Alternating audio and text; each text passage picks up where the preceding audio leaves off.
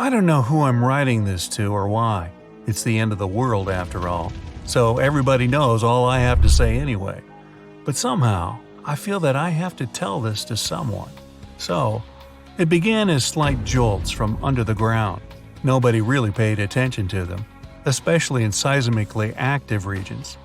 People thought these were just minor earthquakes. They talked about them in the news, but only few actually cared. My parents, I was only 12 back then, were among those who did, but let's save it for later. In just a year, the jolts became much stronger and more frequent.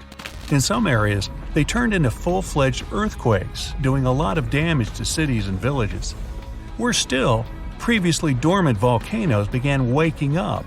All over the world, people started raising alarm.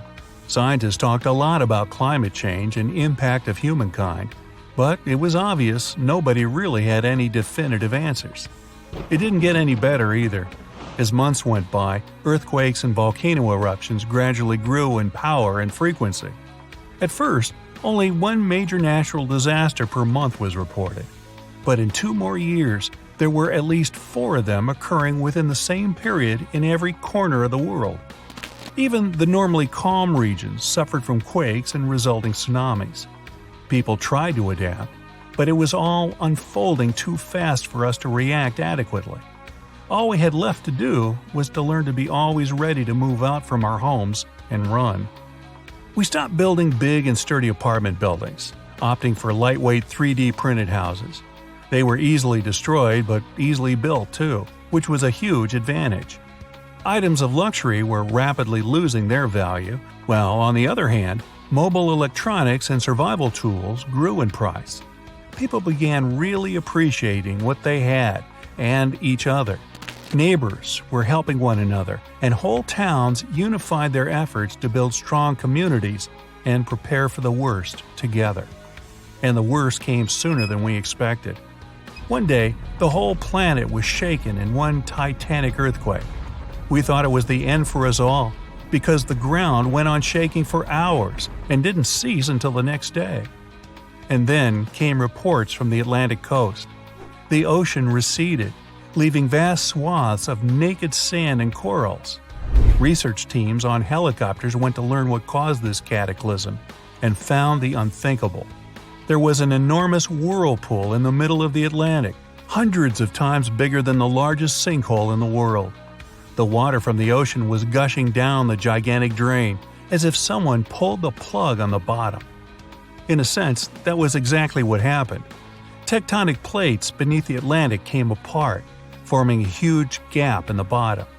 Boiling magma poured out, but was extinguished by the overwhelming mass of water, which then rushed down into the abyss. It went away so quickly that the overall water level fell in a matter of hours. The event was dubbed the Great Atlantic Rift, but it was still only the beginning.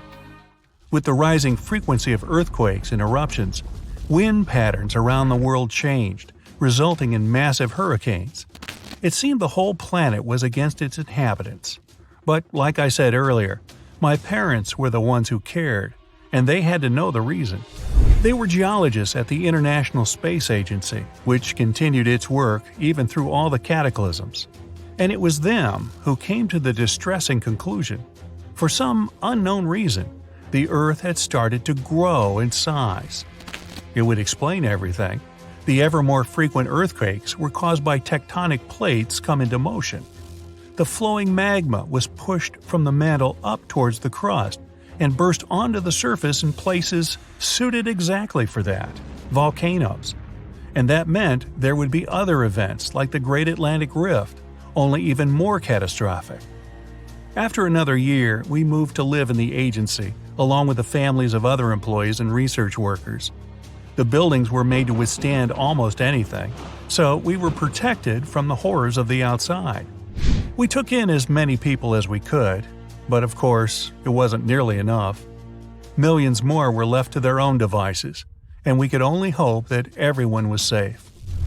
By that time, as scientists estimated, the planet had already grown 1.5 times its original size, and by the looks of it, the rate at which it ballooned was growing. In another year of our bunkered life, we witnessed it grow twice again. Rifts even bigger than the one in the Atlantic popped up in different parts of the world, causing widespread chaos. Everyone went to live underground where it was relatively safe. Communications between continents were all but lost, and all we learned about the situation above was from daring expeditions by scientists. The planet was ravaged by quakes, volcanic eruptions, tsunamis, and hurricanes, happening almost daily now. Life on the surface was virtually impossible. It was then that the joint team of researchers and engineers suddenly came out with the solution they'd been working on for the last 5 years. They called it the Ark. It turned out several teams agreed to build huge spaceships to evacuate humankind, along with the surviving animal, fish, and insect species in case the Earth comes apart. And the time they'd feared finally came. Everyone in the agency's buildings, including me and my parents, were escorted to an enormous hall where one of the arks was kept. All other people from the continent who managed to come were also there. We were given personal IDs and then allowed to board. Each person was allocated a separate capsule that was to keep us hibernating for the whole time of space travel. We were told we were the colonists, the pioneers in space settlement. We were going to Mars. And that's how I ended up here, where I'm writing all this. We successfully boarded the Ark and were put to sleep in our capsules. When I woke up, we were already landing. I won't bore you with the details of terraforming and settling in our new home. At first, we all wore special suits equipped with oxygen tanks. But soon enough, we built a dome with artificial atmosphere and started making the territory suitable for living, both for us and for the animals we brought. Since then, 10 years have passed already. We're feeling almost at home on the red planet, which isn't really red anymore. There are lush forests and big cities sprawling all around. Mars is inactive, so there are no earthquakes or hurricanes here. Life is pretty peaceful, although it's as busy as can be with all the work that still has to be done. But all this time, we've all been anxiously watching our home planet grow in size. At first, it was barely visible in the night sky, but as months passed, it became more and more apparent until one day it could be viewed in some detail with an unaided eye. Today, it's the size of the moon in our skies and visible even in the light of day.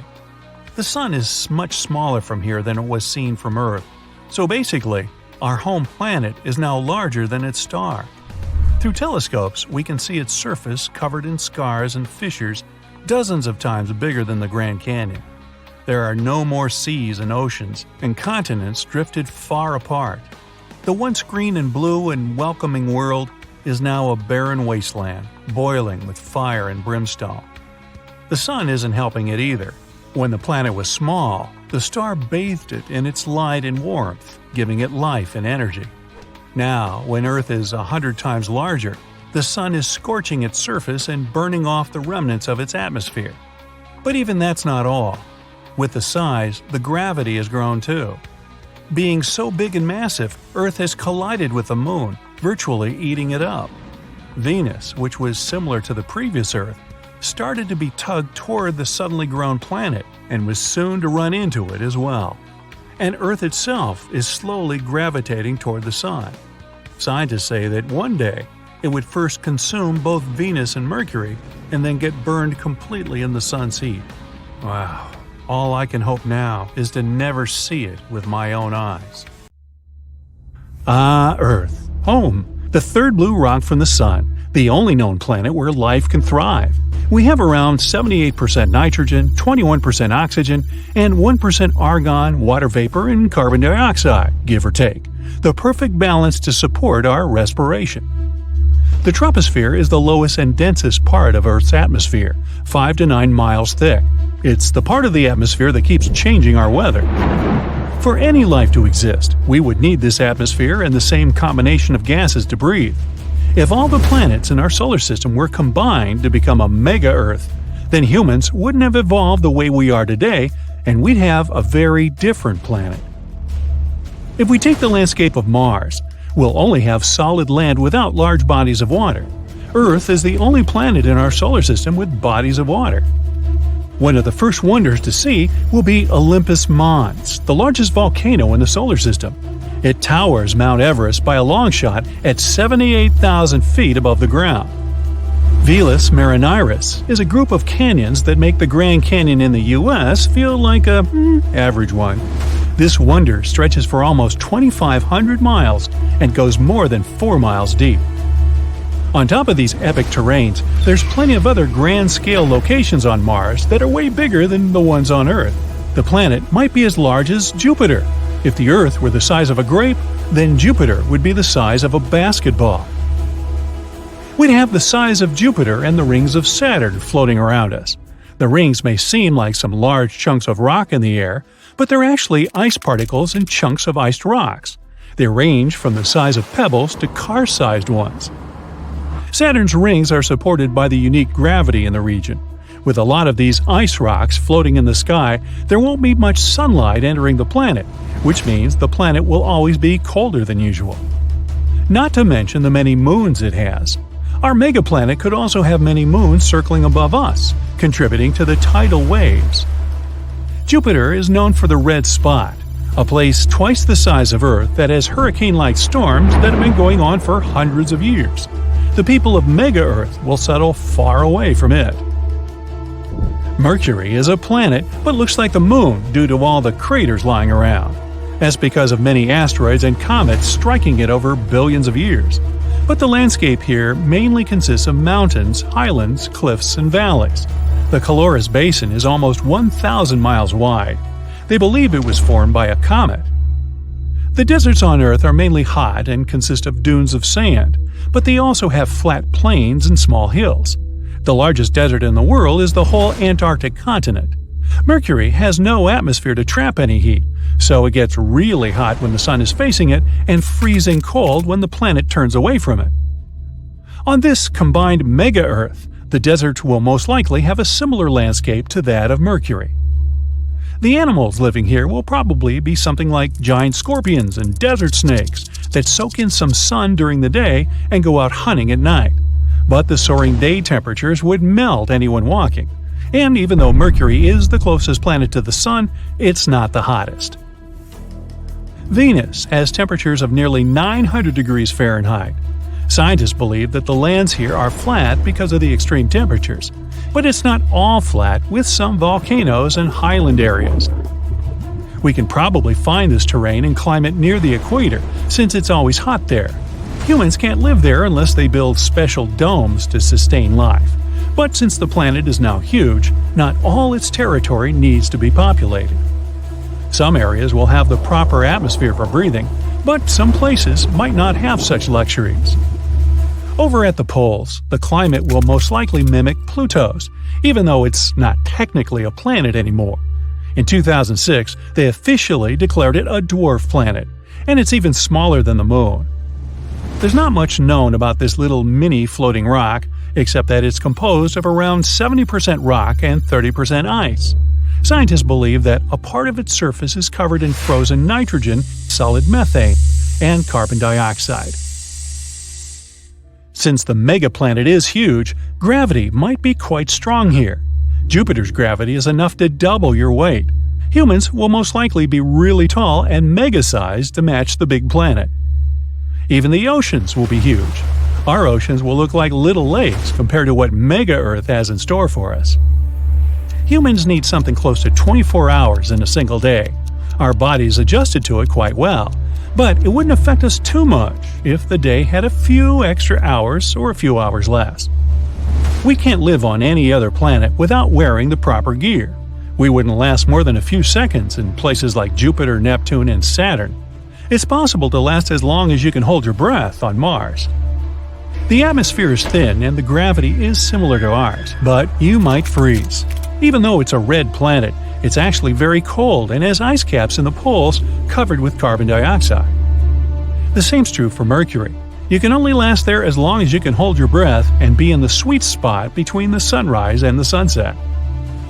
Ancient civilizations wouldn't have been as diverse as they were on Earth, since the extreme terrains and conditions wouldn't have allowed for discovery and trading. But eventually, as humans developed special technologies for certain areas, different cultures would emerge.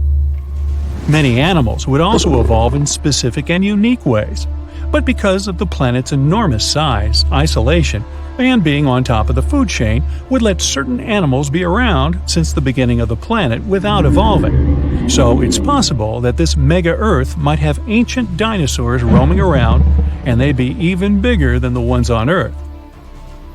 And even though there's a high chance that some humans might be physically different than each other, there might even be more than one species of humans living on opposite ends of the planet.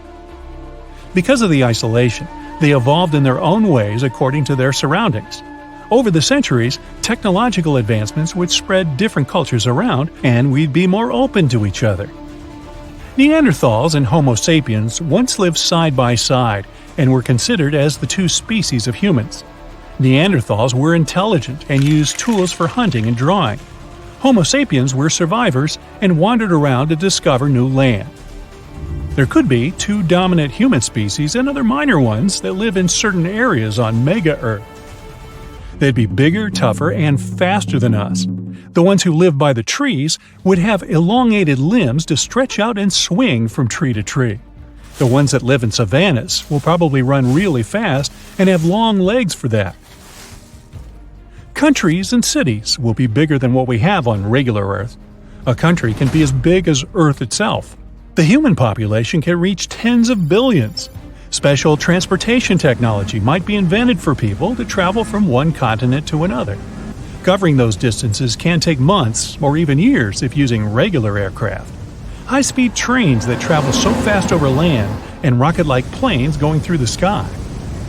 Traveling through oceans will require extremely sturdy ships.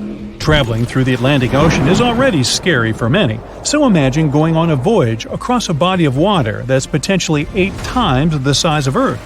We're going to need a bigger boat. There'll be areas to avoid, like the red spot with its perpetual storms raging on, but the tourist industry might have some room for anyone who wants to see it.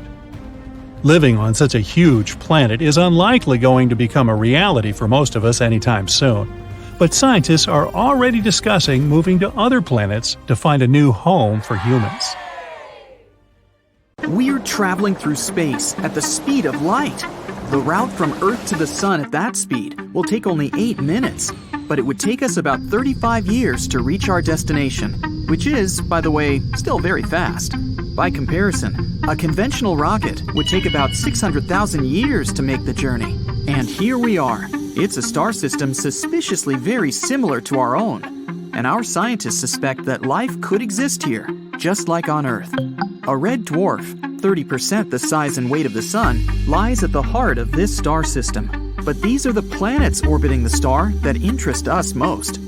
The first of these is L9859b. Its size is somewhere between Earth and Mars, but it's very light. It's only half the mass of Venus. But life is impossible on this rocky planet. It's too close to the star, and it's so hot, you'd burn a cake if you tried baking it on its surface. It's about 100 degrees higher than the maximum of your oven. The planet makes a complete circle around its host star in just 2 days, compared to 365 for Earth. And it gets 22 times more energy than we get from the Sun. So it's not only hot there, but there's a lot of dangerous radiation. The next planet is 2.8 million miles from its host star. That's 13 times closer than the distance from Mercury to the Sun. And it makes a complete revolution around the star in 3.7 days. But what's interesting is that the planet is 30% bigger than the Earth and twice as heavy. So it belongs to the class of super-Earth planets. Such planets can be rich in water ice, methane, and hydrogen. These are some of the elements that are necessary for life's existence. Many scientists believe that it's on such planets that extraterrestrial civilizations can live. But because of the great weight of the planet, it has a strong gravitational force. So these civilizations may not be able to fly into space because it's harder for them to get out of the gravitational trap of a super-Earth planet. However, life isn't possible here because the planet is still too close to the host star. And just like in our solar system, the two nearest planets are too hot. But the third planet looks more promising.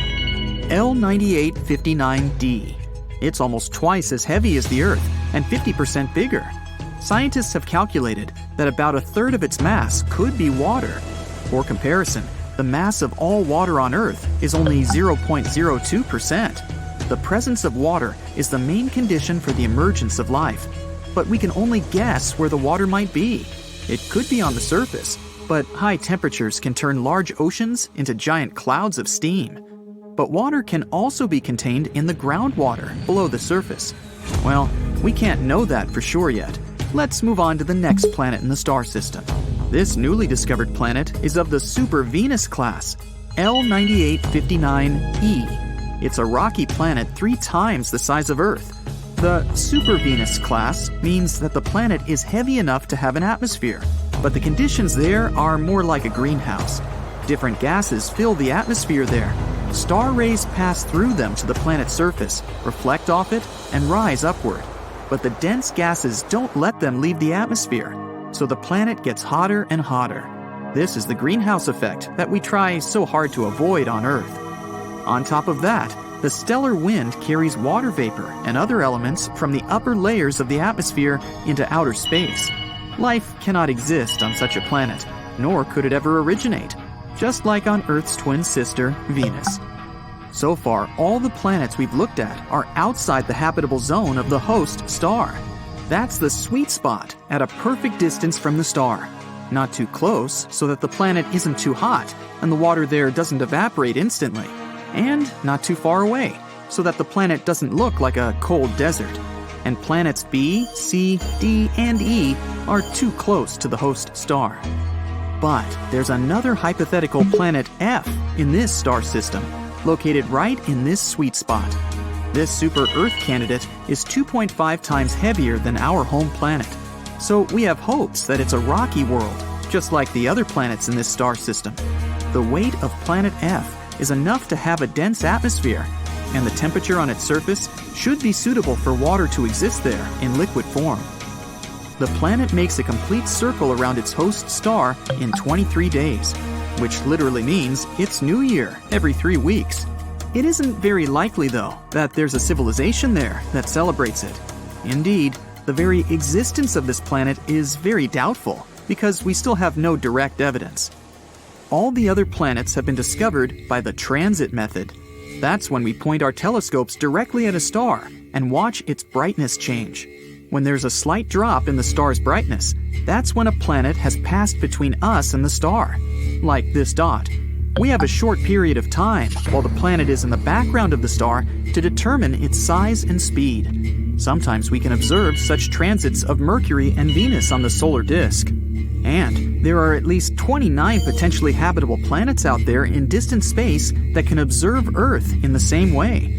About 1,715 stars within a few hundred light years are perfectly located for it. Each star has planets around it, but only 29 of them are in the habitable zone. So there really could be life and an intelligent extraterrestrial civilization out there. If so, they could point their telescopes toward the sun and see a small dot pass across the solar disk. And they could have been making these observations for at least the last 5,000 years. So they could see how our civilization was born and how we evolved. Moreover, these planets are close enough to pick up our radio signals and even television broadcasts. But it works both ways.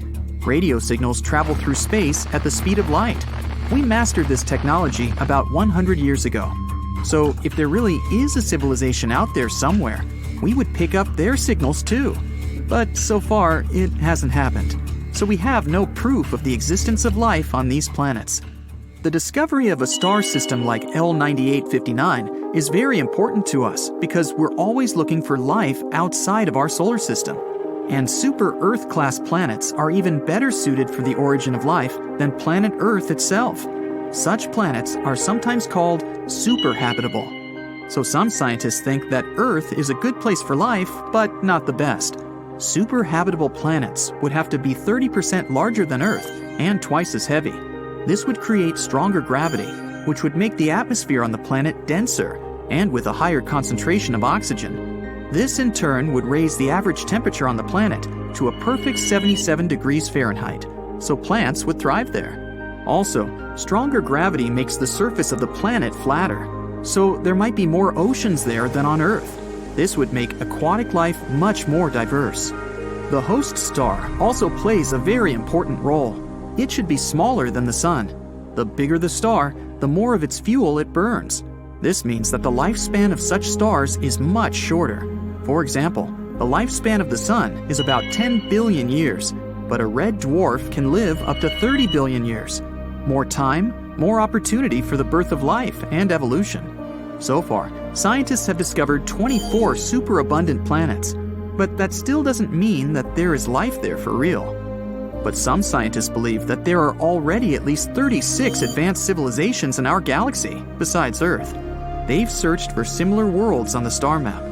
First, we find stars that look like the Sun among about 100 billion stars throughout the galaxy. Now we choose from them those that are rich in iron. Such stars burn at the perfect temperature and help the planets around them gain an iron core and become Earth-like. Now let's pick relatively young stars from this pile, because when they get older, they expand and either absorb the planets around them or burn them up. One last thing, let's find planets in this pile that are in the habitable zone of the star.